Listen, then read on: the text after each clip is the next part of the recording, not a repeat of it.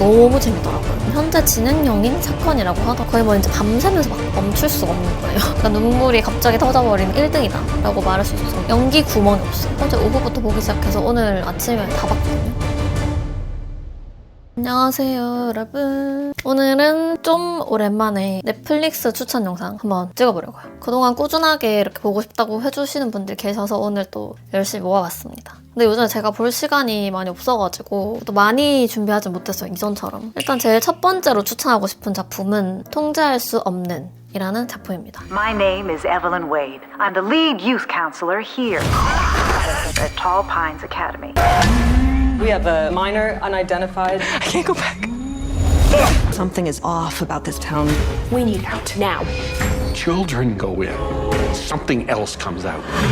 Soon it'll be like it never happened. Want to play a game? 얘는 캐나다 드라마고요. 장르는 미스터리, 스릴러 이런 쪽인데요. 토니 콜렛이라는 배우 아세요? 여러 가지 작품에 되게 많이 나와서 미드 좋아하시는 분들이라면 한 번쯤은 보셨을 것 같은 배우인데 그분이 주연급으로 나오는 작품이고요. 2025년에 나온 청불 리미티드 시리즈입니다. 8부작이고요. 해당 40분 내외 정도로 이루어져 있는데 이게 저는 너무 재밌더라고요. 예전에 제가 추천한 작품 중에 믿을 수 없는 이야기라는 작품이 있었는데 혹시 기억하시는 분들 계실까요? 거기에 형사 역할로 나온 분이에요. 이 배우분이. 이제 제목이 통제할 수 없는 이다 보니까 내용 자체도 좀 통제나 가스라이팅에 대한 그런 것들을 위주로 다루고 있는데 알렉스라는 인물이 있는데 이 사람은 경찰이에요. 결혼을 해서 아내가 임신을 해가지고 이 아내가 어린 시절을 보냈던 되게 조그만한 마을로 이사를 오게 되거든요. 근데 이 지역에는 문제 청소년들을 위한 교화시설 같은 학교가 있어요. 톨 파인스 아카데미라고 약간 기숙학교처럼 근데 굉장히 폐쇄적이고 억압적인 학교예요. 이 학교에 들어간 학생 중 하나가 거기서 탈출을 감행하게 되는데요. 이 사건을 기점으로 알렉스가 이 학교에 대해 들여다보기 시작하면서 그 안에서 일어나는 일들 그리고 과거에 일어났던 일들 이 학교 안에서 무슨 일이 있었고 전에 학생들은 어땠고 그 학생들이 사회에 나가서 지금 어떻게 생활을 하고 있고 알고 보니까 교장은 어떤 사람이고 막 이런 것들을 파헤쳐 나가는 그런 스토리라고 보시면 될 것 같고 주요 인물들이 몇 명 나오는데 알렉스를 포함해서 라일라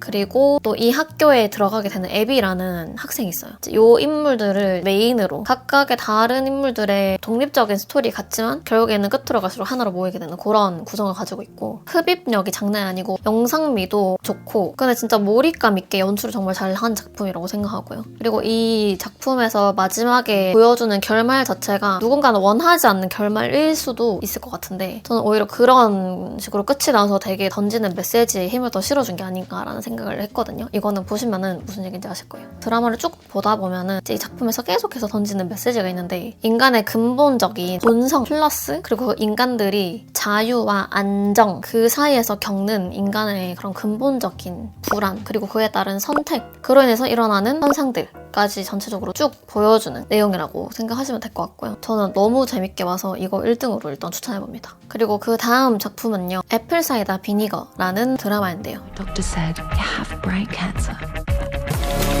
I want to do an app. Belle Gibson. Recently been diagnosed with a third of cancer. It has 90,000 likes.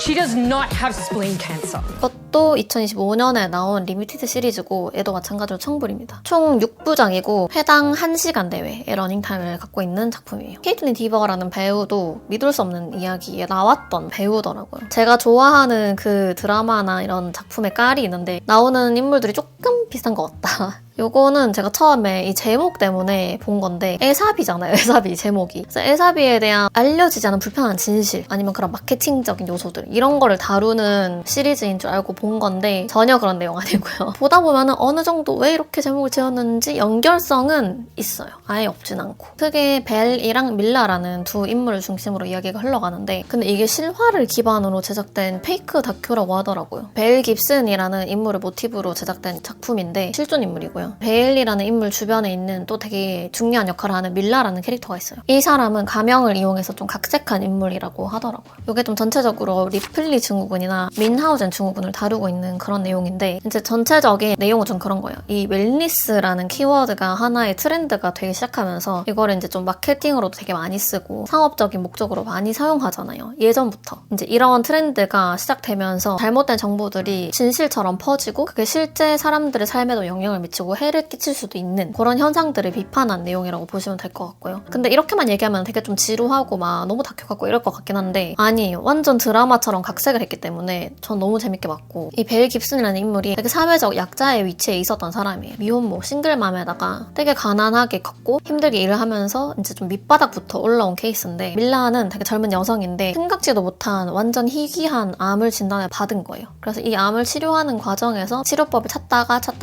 이제 좀 오가닉이나 이런 쪽으로 해석을 하면서 컨디션도 되게 좋아지고 막 이런 것들을 소셜미디어에 올리고 막 하면서 유명해진 거예요. 이 사람이, 밀라라는 사람이. 책도 쓰고 사인회 같은 것도 하고 근데 벨 깁슨이라는 인물이 이 사람의 엄청난 팬이었던 거죠. 그래서 막 그런 사인회도 찾아가고 막 이 사람한테 접근을 해요. 이 벨 깁슨이라는 인물이 본인도 암에 걸렸다고 거짓말을 하고 그걸로 사람들의 관심을 받고 동정을 받고 하는 게 너무 좋은 거죠. 근데 이 거짓말을 멈추지 못해서 점점 거짓말은 눈덩이처럼 불어나고 결국에는 그거를 활용해서 밀라를 어떻게 보면 벤치마킹을 해서 본인은 소셜미디어에 그렇게 마케팅하고 브랜딩을 하면서 유명해지게 돼요. 본인 사업도 이루고 엄청난 비즈니스를 하면서 웰니스 제국까지 건설하게 되는데요. 근데 이제 점점 이 벨 깁슨의 병에 대한 의구심들이 하나둘씩 나오는 거죠. 곳곳에서. 지금 소셜미디어가 엄청 발달하고 인터넷이 정말 발전해서 우리는 정보의 홍수의 시대에 살고 있잖아요. 엄청나게 많은 정보들 사이에서 무엇이 진실이고 무엇이 거짓인지를 가려내기 위한 비판적인 사고가 필요하지 않나. 비판적 사고의 중요성에 대한 메시지를 계속 던지는 것 같은 느낌을 전 받았고 이게 근데 러닝타임이 좀 길잖아요, 회당. 그래서 초반에는 저는 약간 내용에 비해서 호흡이나 전개가 좀 느리다라는 생각을 하긴 했거든요. 근데 이제 좀 차곡차곡 천천히 나가다 보니까 서사를 좀 탄탄하게 쌓아가면서 후반부를 이렇게 확 끌어올리는 그런 효과가 있더라고요. 초반부에는 약간 지루할 수 있다. 저도 약간 좀 지루한데? 이러면서 보다가 반절 정도 좀 봤을 때 그냥 몇 개 안 남았으니까 계속 봐야지 하고 봤는데 재밌더라고요, 뒤로 갈수록. 벨 깁슨 역할 맡은 배우가 연기를 너무 잘해요. 완전 그냥 실존인물 그 자체예요. 완전 몰입되게 굉장히 좋은 연기를 보여주셨다. 지금도 약간 어떻게 보면 현재 진행형인 사건이라고 하더라고요. 실제 벨 깁슨은 지금 행방이 묘연한 상태로 법원에서 이 사람한테 사기 혐의로 벌금형을 때렸는데 그 벌금도 안 내고 그냥 증발하듯이 사라졌다는 거예요. 행방이 묘연해진 상태래요. 그 애나 만들기 재밌게 보신 분들, 약간 그런 까라 좋아하시는 분들은 좋아하실 것 같아요. 저 이것도 너무 재밌게 봐가지고 완전 추천합니다. 거의 뭐 이제 밤새면서 봤거든요. 제가 요즘에는 수면을 중요시해가지고 원래는 자기 전에 막 보다가 자고 이랬는데 자기 전에 잘 안 보거든요, 요새는. 이 작품들은 너무 재밌어서 멈출 수가 없는 거예요. 그래서 막 밤새서 보고 끝까지 거의 뭐 하루 이틀에 다 몰아서 보고 이랬거든요. 근데 그만큼 진짜 너무 재밌다. 앞에 이제 좀 미스터리, 스릴러 막 이런 것들 했으니까 조금 가벼운 거 추천해볼게요. 빅시라는 작품인데요. I've lived across the street from you for 5 years. I never got your name. I apologize for that. Well, guess who's not going to swim in my pool?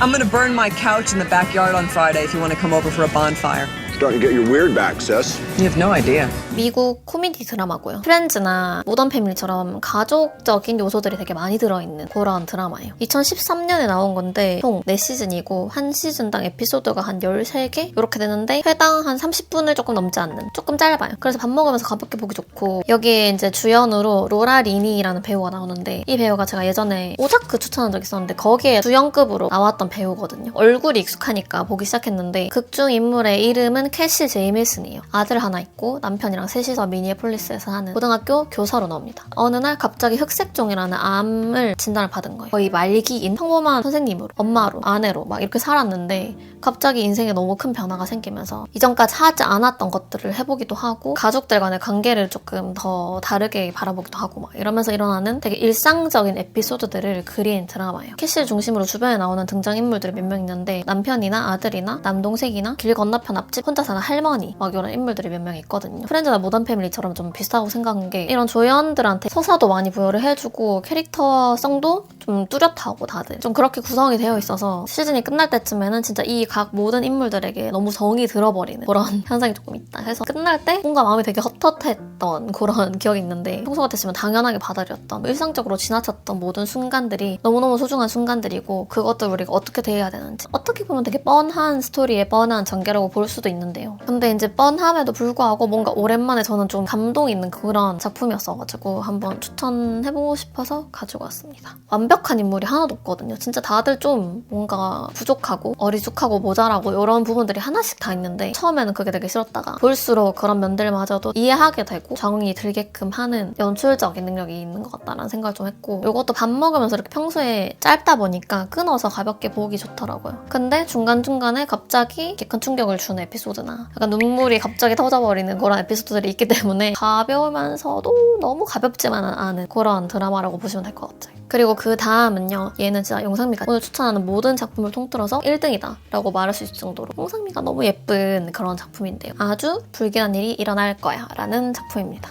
My family is gonna love you. If there is such thing as a soulmate, then Mickey is my soulmate. Are you sure he's the one? Ever since we got here, I feel like something weird is going on.